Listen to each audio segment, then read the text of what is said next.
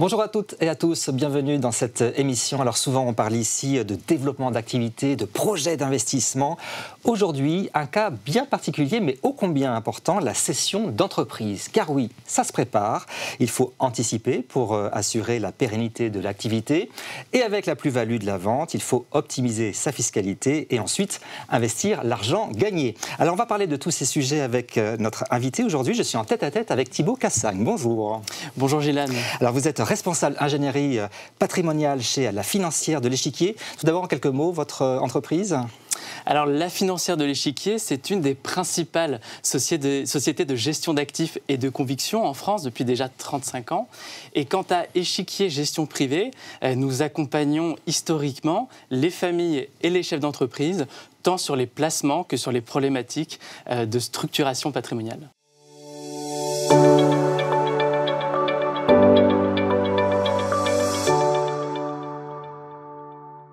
Alors, commençons tout de suite cette émission et on va parler anticipation pour bien préparer la cession de son entreprise. Pourquoi est-il important de s'intéresser comme ça en amont aux conséquences patrimoniales d'une cession ? Eh bien effectivement, en fait, la cession d'entreprise, c'est un événement qui est très important dans la vie d'un dirigeant puisqu'il va transformer son outil professionnel sous la forme d'un prix de vente. Et si on l'a mal préparé d'un point de vue fiscal et patrimonial, eh bien on peut avoir des conséquences qui ne sont pas toujours agréables. Un coût fiscal trop important, des mauvais investissements qui pourraient finalement nuire à toute une vie de travail, ou parfois une organisation patrimoniale qui engendre beaucoup de contraintes.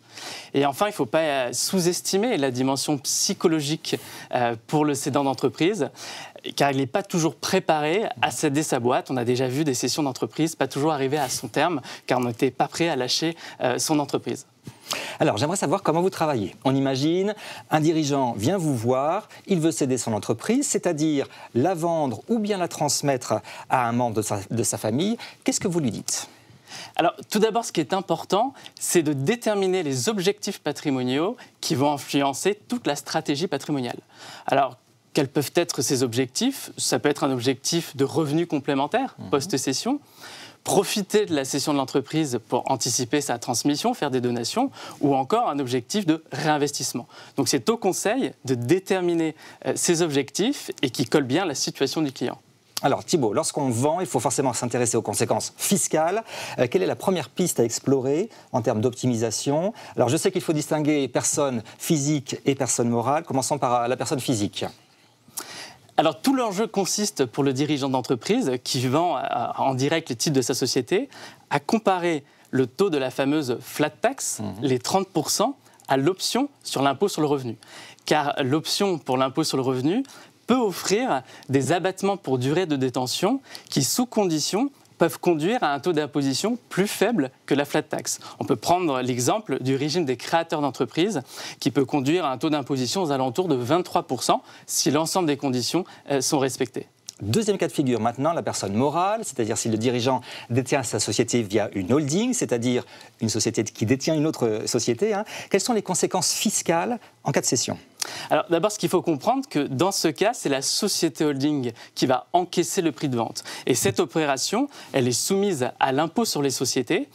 Or, on a la chance d'avoir en France un régime de quasi-exonération et qui permet, in fine, d'imposer la plus-value brute à un taux aux alentours de 3%. Là encore, il y a quelques conditions à respecter, assez faciles à obtenir, et notamment des conditions de détention pour la holding sur la filiale. Une fois que j'ai le cash dans la holding, est-ce que je dois le sortir ? Alors là encore, il n'y a pas de réponse toute faite, tout dépend des objectifs patrimoniaux du client, mais on s'aperçoit que sauf à avoir des projets personnels, par exemple l'achat d'un bateau ou d'une résidence secondaire, ça peut faire sens d'utiliser sa société opérationnelle comme une société patrimoniale, réaliser des investissements via sa société et puis pourquoi pas coupler des donations de la nouvelle société holding. Alors voilà pour les grands principes pour anticiper la cession de son entreprise. Rentrons maintenant dans le vif du sujet. Comment on met en place la stratégie pour optimiser cette cession selon les objectifs patrimoniaux dont on a parlé ?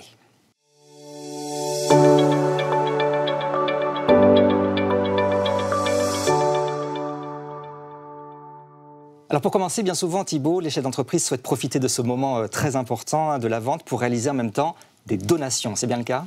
Effectivement, c'est vrai que le sujet de la donation, c'est un sujet qu'on aborde régulièrement au moment d'une opération de cession d'entreprise.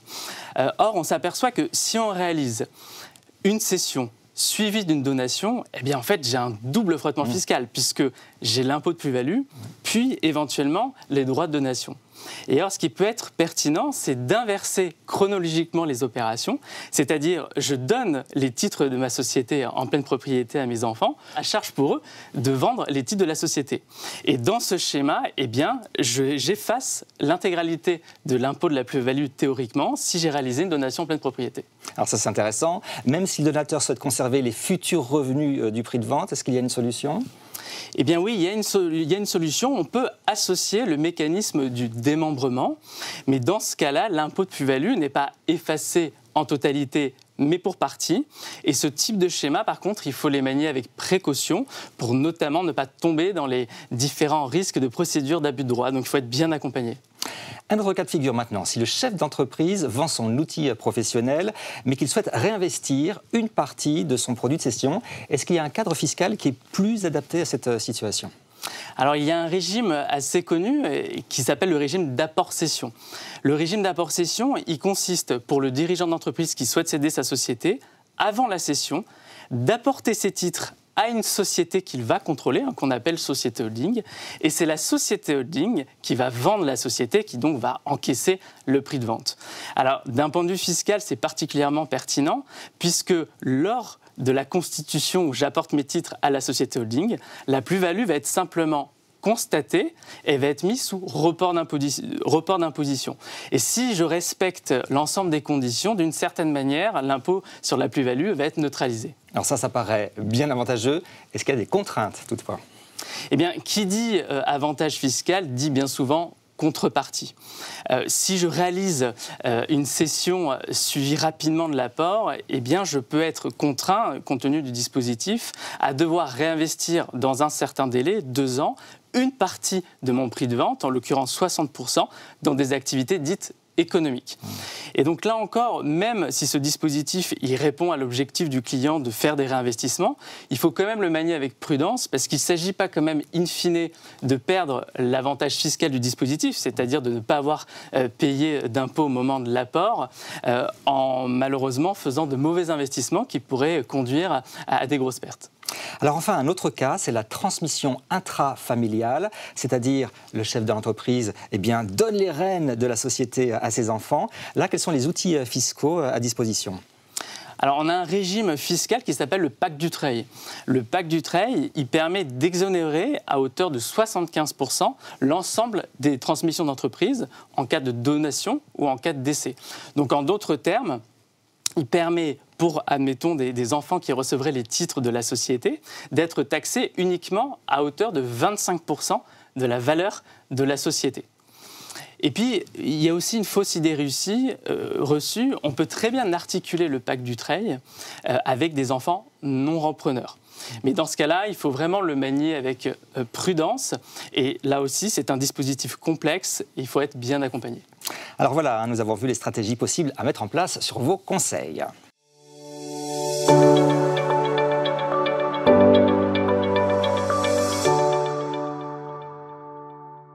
Et maintenant que l'entreprise est vendue, eh bien je suis à la tête en général, et on l'espère, d'un beau magot. Que puis-je faire de cet argent pour l'investir au mieux finalement ? Alors, avant de parler placement, il faut d'abord parler d'organisation patrimoniale et d'enveloppe. Les enveloppes, c'est ces capitaux, cet argent, où est-ce que je vais le placer ? Est-ce que je vais le placer dans une assurance vie, dans un compte titre en direct, ou alors est-ce que je vais constituer par exemple une société civile de portefeuille, par exemple ? Une fois que j'ai défini les enveloppes, il faut que je définisse le profil d'investisseur. Le profil d'investisseur, c'est le profil de risque. Il va être déterminé par l'horizon d'investissement ou encore la sensibilité au risque. Et c'est ça qui va me permettre de construire une allocation globale et de choisir différentes classes d'actifs. Et alors, le petit conseil qu'on peut donner, c'est que même à l'intérieur des différentes classes d'actifs, il faut savoir diversifier. Je rappelle, une classe d'actifs, c'est une action, une obligation, de l'immobilier, que sais-je.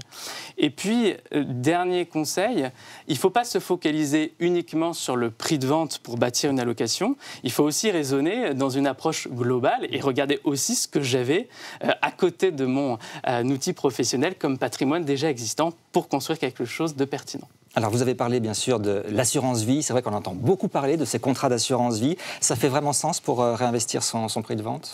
C'est vrai que l'assurance vie, c'est quand même le véritable couteau suisse en matière de gestion de patrimoine. Elle est très connue comme enveloppe financière, puisque j'ai la possibilité d'avoir accès à un certain nombre de supports financiers, notamment le fonds euro. C'est aussi un très bel outil pour la transmission, notamment via la clause bénéficiaire et via une fiscalité avantageuse. Mais aussi, on le dit peut-être pas assez, un bel outil pour se constituer des revenus complémentaires peu fiscalisés. Un point maintenant, si le dirigeant cette entreprise via sa holding, quelle stratégie de placement? Alors, via une holding, via une société notamment patrimoniale, on peut réaliser différents placements. Je peux très bien ouvrir un compte titre.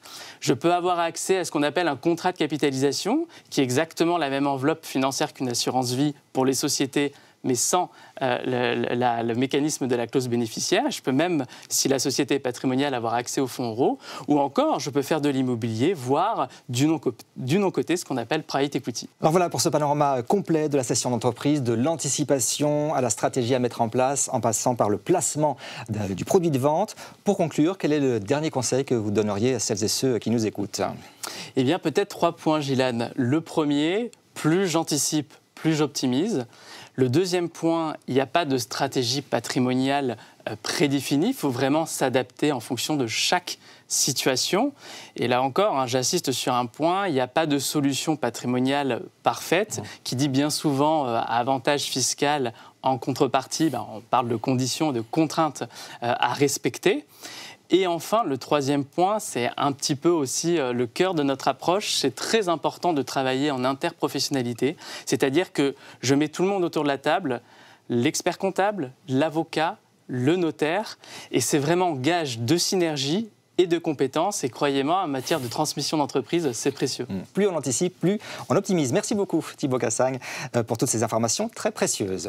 Je vous signale que vous pouvez contacter la financière de l'Échiquier pour poser vos questions concernant la préparation patrimoniale de la cession de votre entreprise. Pour cela, il suffit d'envoyer vos coordonnées à l'adresse qui s'affiche dans le générique de l'émission. Merci et à bientôt.